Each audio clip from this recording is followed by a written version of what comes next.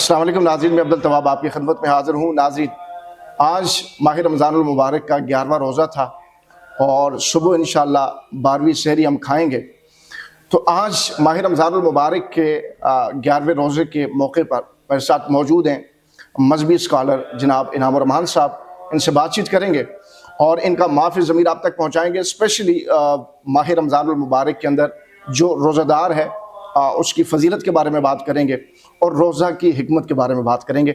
आइए आप प्रोग्राम का बाकायदा आगाज़ करते हैं। अस्सलाम वालेकुम। जी वालेकुम अस्सलाम। कैसे हैं आप, ठीक हैं? जी अल्हम्दुलिल्लाह। इनाम भाई, सबसे पहले तो मैं आपसे ये बात करना चाहूँगा कि रोज़ा मैं भी रखता हूँ, आम फहम मुसलमान रोज़ा रखता है, लेकिन उस मुसलमान को ये नहीं पता कि माह रमज़ान के रोज़ा की हिकमत क्या है।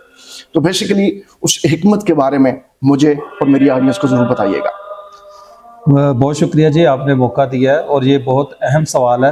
रूटीन में हम मुसलमान ये समझते हैं कि शायद भूख और प्यास का नाम रोज़ा है। हकीकत में ये है कि अल्लाह ताला हमें इस भूख और प्यास के ज़रिए कुछ मकसूद है अल्लाह ताला को, और वो मकसूद ये है कि अल्लाह ताला ने कुरान मजीद में भी इस बात को बयान किया, या अय्युहल्लज़ीना आमनू कुतिबा अलैकुमुस्सियाम कमा कुतिबा अलल्लज़ीना मिन क़ब्लिकुम लअल्लकुम तत्तक़ून।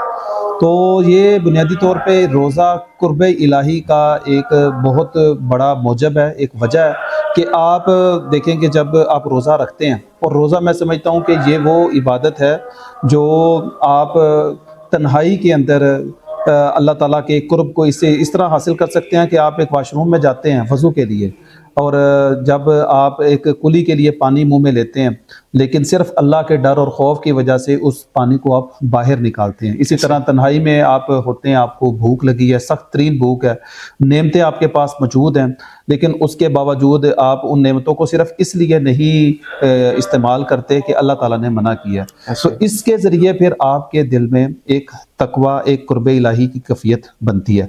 और इसी तरह अल्लाह ताला ये चाहते हैं कि हाँ, आप सिर्फ खाने पीने से ना रुकें, बल्कि जब आप अपनी नज़र की हिफाजत करते हैं, आप कुछ भी बुरा बोलने से, किसी की गिबत करने से, चुगली के करने से और लड़ाई झगड़ा करने से मना करते हैं और उससे रुक जाते हैं, बुरा बोलने से आप रुक जाते हैं। इसी तरह आप किसी गलत काम की तरफ हाथ को नहीं बढ़ाते, आप किसी की तरफ चल के नहीं जाते, तो अल्लाह ताला ये एक प्रैक्टिस करते हैं एक मुसलमान की। इसके साथ साथ कि आम रूटीन के अंदर भी जिस तरह आप गाड़ी इस्तेमाल करते हैं या मोटर बाइक इस्तेमाल करते हैं, तो कुछ अरसे के बाद उसको एक ट्यूनिंग की ज़रूरत होती है। आप उसको मैकेनिक के पास लेके जाते हैं, वो उसकी ट्यूनिंग करता है और उसके बाद फिर से वो रवां दवा हो जाती है। तो अल्लाह ताला ने जो बुनियादी तौर पे हमें पैदा किया है, अल्लाह ताला ने हमारे ज़ुम्मे ये लगाया है कि हमने एक अच्छे अमाल का हसूल इस दुनिया में रह के यानी कि वो हासिल करना है। उसके लिए हम अल्लाह ताला ने फिर एक हमें मौका दे दिया, नेकियों का मौसम बहार रमज़ान की सूरत में दे दिया। तो अल्लाह ताला फिर इसके ज़रिए हमारी ये कहने की ट्यूनिंग करते हैं कि हम अल्लाह ताला के वज़ा करदा कवानीन के मुताबिक ज़िंदगी को गुजारें। जो अल्लाह ताला के चाहते हैं हम वही देखें, जो अल्लाह ताला चाहते हैं हम वही बोलें, जो अल्लाह ताला चाहते हैं हम वही खाएँ। इसमें खाने से यह है कि अल्लाह ताला हलाल चाहते हैं तो हम हलाल और हराम की तमीज़ करके वो लुक़मा खाएं जो अल्लाह ताला ने हमें जिसकी इजाज़त दी है। हम अपने माल को पाक करें और उसके साथ हम उस तरफ ना चल के जाएं जिससे अल्लाह और उसके रसूल ने हमें मना किया है। तो मैं समझता हूँ कि इसके साथ साथ जो रोज़े की हिकमत है कि रोज़ा हमें एक एहसास भी दिलाता है, और वो एहसास ये है कि अल्लाह ताला ने आपको जो नेमतें दी हैं, दुनिया जहाँ की नेमतें आपके पास मौजूद हैं, लेकिन सिर्फ अल्लाह के हुक्म की वजह से आप नेमतों को नहीं खा रहे, तो फिर आप उस भूख और प्यास की कैफियत में से गुजरते हैं। तो एक तो मैं समझता हूँ कि इसमें आपके दिल में एक शुक्र की कैफियत बनती है कि या अल्लाह तेरा शुक्र है कि मैं सिर्फ तेरे हुक्म की वजह से अपनी मर्जी से नहीं खा रहा। बिल्कुल। तो उसको ये एहसास होता है कि वो लोग जिनके पास आम रूटीन के अंदर भी ये नेमतें नहीं होती। आप जानते हैं पाकिस्तान की अगर हम बात करें, पाकिस्तान में 40% वो लोग हैं जो खते गुर्बत से नीचे ज़िंदगी गुजार रहे हैं। सही है। खते गुर्बत से मुराद ये है कि उनके पास कभी खाना दिन में होता है, कभी नहीं होता। दीगर सहूलियात की तो हम बात ही नहीं करते, पानी की, मेडिकल की या दीगर सहूलियात हम बात नहीं करते। और मैंने तो प्रैक्टिकली ये चीज़ें देखी भी हैं लोगों के पास। मैं यहीं से आपकी बात को माज़रत के साथ मैं टोक रहा हूँ कि हम देख रहे हैं ना, एक गरीब का रमज़ान और एक अमीर का रमज़ान। आप कई उमरा के दस्तरखानों पर भी बैठे होंगे और गुरबा के साथ भी बैठ के खाना खाया होगा, तो आप क्या फील कर रहे हैं? एक गरीब का रमज़ान اور امیر کا رمضان؟ سوال تو آپ کا بڑا تلخ ہے. حقیقت ہے کہ امیر کے رمضان میں اور غریب کے رمضان میں بہت فرق ہوتا ہے. مجھے یعنی کہ اتفاق ہوتا ہے ہر طرح کے حالات و واقعات سے گزرنے کا. تو جو امیر کا دسترخوان ہوتا ہے، میں سمجھتا ہوں کہ وہ سارا دن اس کے گھر میں مختلف طرح کے انواع و اقسام کے کھانے بنتے ہیں. افطاری کے لیے پورا دن اس کے گھر میں ایک عید کا سماں ہوتا ہے. افطاری کی تیاری خاص طور پہ ظہر کے بعد تو مختلف طرح کی ڈشز بننا شروع ہو جاتی ہیں، اور ایک گھر میں ایک الگ ماحول ہوتا ہے. جی جبکہ غریب کا جو رمضان ہے وہ بڑا مختلف ہوتا ہے. میں صرف 2 دن پہلے کا آپ کے سامنے واقعہ ذکر کرتا ہوں. ہمارے یہ علی پور، یہ ترامڑی کا علاقہ ہے، یہاں پہ ہمارے ذمہ دار ہیں، انہوں نے میرے سے رابطہ کیا. یعنی کہ انہوں نے بتایا کہ بھائی ہمارے ایک دوست ہیں، وہ اس گلی کے اندر رہتے ہیں، تو کہتے ہیں ہم افطاری کا ٹائم تھا تو گھر سے بڑی اونچی آواز میں رونے کی گھر میں بہت اونچی آواز میں رونے کی آوازیں آ رہی تھیں. تو میں کہتے ہیں دادا کھٹرایا اور بتایا کہ بھائی یہ افطاری کا ٹائم ہے، تو آپ اس ٹائم دعا کریں، اور یہ آپ نے کیا ہنگامہ گھر میں کیا ہوا، ختم کریں اس کو. تو وہ ایک ماں تھی، وہ رونے لگی. وہ کہنے لگی کہ آپ کو شور کی پریشانی تو نظر آ رہی ہے، لیکن آپ کو اس بات کا علم نہیں ہے کہ میرے گھر میں آج افطاری کے لیے کچھ نہیں ہے. اور وہ بھائی کہتے ہیں میں نے خود جب جا کے وزٹ کیا، گھر میں کوئی سونے کے لیے پراپر بستر نہیں تھا ان کے پاس، کھانے کے لیے کچھ بھی نہیں تھا. تو یہ میں اسلام آباد کی بات کر رہا ہوں. تو اللہ تعالیٰ نے موقع دیا ہے، ہم نے تھرپارکر کو بھی دیکھا ہے، ہم نے بلوچستان کو بھی دیکھا ہے، ہم نے چولستان کو بھی دیکھا ہے. تو میں کانپ اٹھتا ہوں ان حالات کو تھوڑا سا ریئلائز کر کے، سوچ کے کہ اگر اسلام آباد میں یہ حالات ہیں تو آپ خود سوچیں کہ اس فائنینشیل کرائسس کے اندر غریب کا دسترخوان کیسا ہوتا ہوگا. آج کے دن کی بات کرتا ہوں. آج میرے ایک دوست ہیں، میری ان سے ملاقات ہوئی تو وہ مجھے بتانے لگے، حالانکہ وہ اچھے یعنی کہ کھاتے پیتے معاملات ہیں ان کے، بزنس آپ کو پتہ ہے کچھ عرصے سے مسائل کا شکار ہے. تو مجھے بتانے لگا کہ کہتا ہے بھائی آج کے دن میرے گھر میں صرف اور صرف روٹی تھی اور دہی تھی، میرے پاس اس کے علاوہ اور کچھ نہیں تھا. مجھے بڑی تکلیف ہوئی بات سن کے اس کی. یہ میں بھی آج افطاری کی بات کر رہا ہوں. تو اچانک میں نے اس کو فون کیا، میں نے کہا کچھ دنوں سے آپ نظر نہیں آ رہے. تو وہ مجھے پھر بھائی نے یہ بات کی. تو بھائی یہ حالات اگر آپ دیکھیں کہ ان لوگوں کے ہیں جو روٹین میں اچھی زندگی گزارنے والے لوگ ہیں، تو وہ لوگ جو پہلے ہی زیادہ مسائل کا شکار تھے، لوگوں کی آمدنی بڑھی نہیں ہے، لوگوں کے اخراجات بڑھ گئے ہیں، تو اس لیے زندگی بہت مشکل ہے. تو میں تو واضح طور پہ امیر کے دسترخوان میں اور غریب کے دسترخوان میں زمین اور آسمان کا فرق دیکھتا ہوں. اسلام نے اس کے حوالے سے باقاعدہ تعلیم دی ہے کہ ہم نے اپنی پڑوسیوں کا خیال رکھنا ہے، گرد و پیش کا خیال رکھنا ہے. تو میں اس حوالے سے جو ہمارے معاشرے کے اہل خیر، اہل ثروت لوگ ہیں، میں ان سے گزارش کروں گا کہ یہ جو مال اللہ تعالیٰ نے آپ کو دیا ہے، یہ مال آپ کا صرف آپ کا نہیں ہے، اس میں باقاعدہ ان لوگوں کا حصہ ہے. اور رسول اللہ صلی اللہ علیہ وسلم نے باقاعدہ ایک حدیث میں فرمایا کہ اللہ تعالیٰ یہ جو مال دیتا ہے تمہیں، یہ کمزوروں اور ضعیفوں کی وجہ سے تمہیں یہ رزق دیا جاتا ہے. تو یہ اگر ہم کہیں کہ یہ آج میں اللہ تعالیٰ نے مجھے بہت زیادہ نوازا ہوا ہے، تو یہ اس میں میری بہت زیادہ کارکردگی ہے، میری بہت زیادہ محنت ہے. تو میں سمجھتا ہوں کہ اگر محنت سے رزق ملتا تو سب سے زیادہ رزق مزدور کے پاس ہوتا، جو صبح سے لے کے شام تک گنتی چلاتا ہے، محنت کرتا ہے. یہ تو اللہ تعالیٰ نے رزق مقدر کے اندر لکھا ہوا ہے. کچھ لوگوں کو اللہ تعالیٰ دے کے آزما رہا ہے کہ وہ کیا کرتے ہیں، وہ اپنے لوگوں کا خیال رکھتے ہیں کہ نہیں رکھتے، اور کچھ لوگوں سے اللہ تعالیٰ ان کی تنگی کے حالات پیدا کر کے کہ اس میں صبر کرتے ہیں کہ نہیں کرتے. یہ آزمائش ہے، یہ زندگی ہی آزمائش ہے، یہ دنیا ہی آزمائش ہے.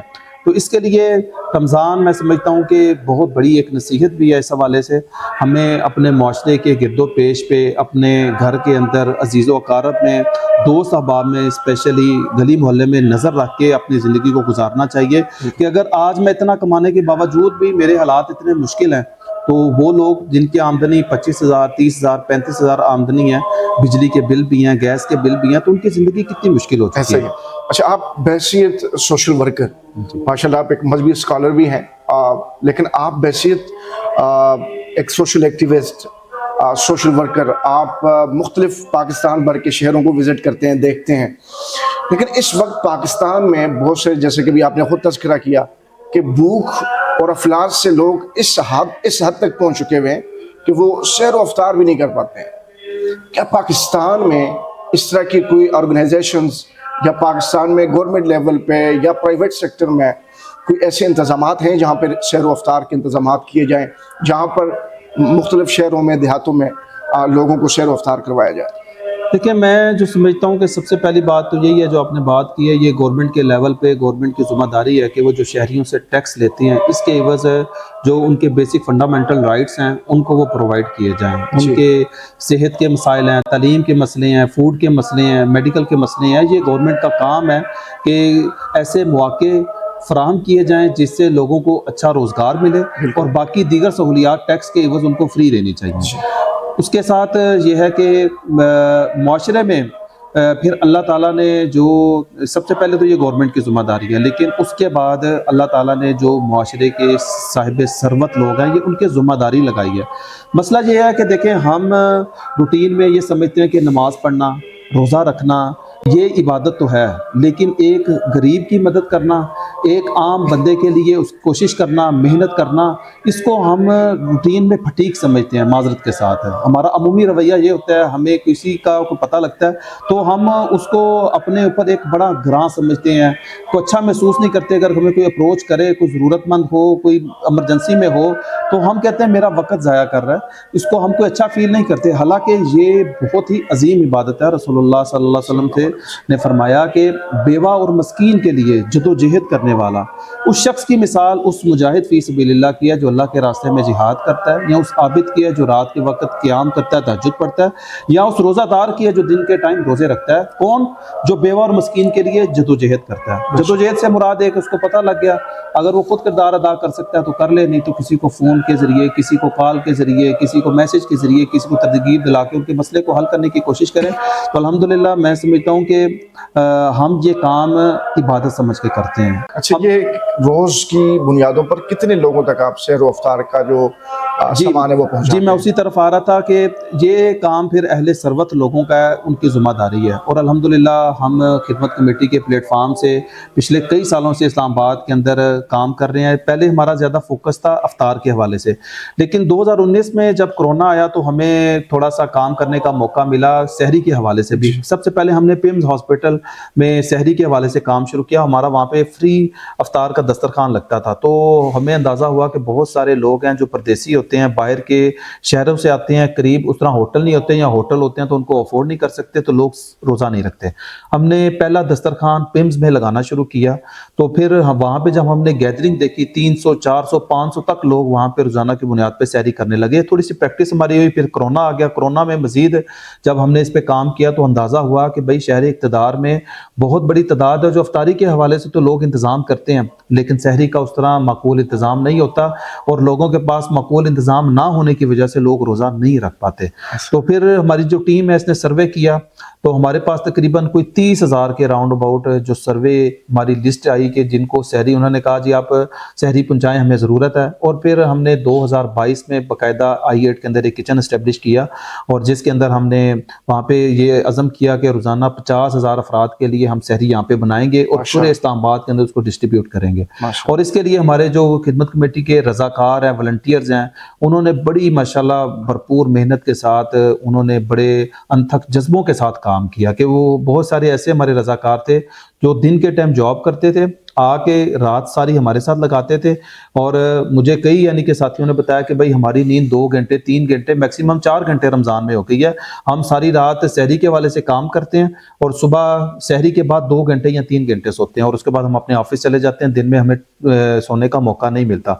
तो 2023 में फिर जो हालात मज़ीद फाइनेंशियल क्राइसिस की वजह से क्रूशल हो चुके थे, लोगों की मुश्किलात हम देखते थे, तो हमने इसको फिर थोड़ा सा एक्सपेंड किया और हमने 8 जो सहरी के वाले से ग्रैंड किचन बनाए PWD के अंदर, गौरी टाउन के अंदर। इसी तरह F6 है, F7 है, E11 का इलाका है, G13 और G11 और I8। तो यहाँ से हमने ये अज़म किया कि हम रोज़ाना 1 लाख लोगों को सहरी बनाएंगे और तकसीम भी करेंगे।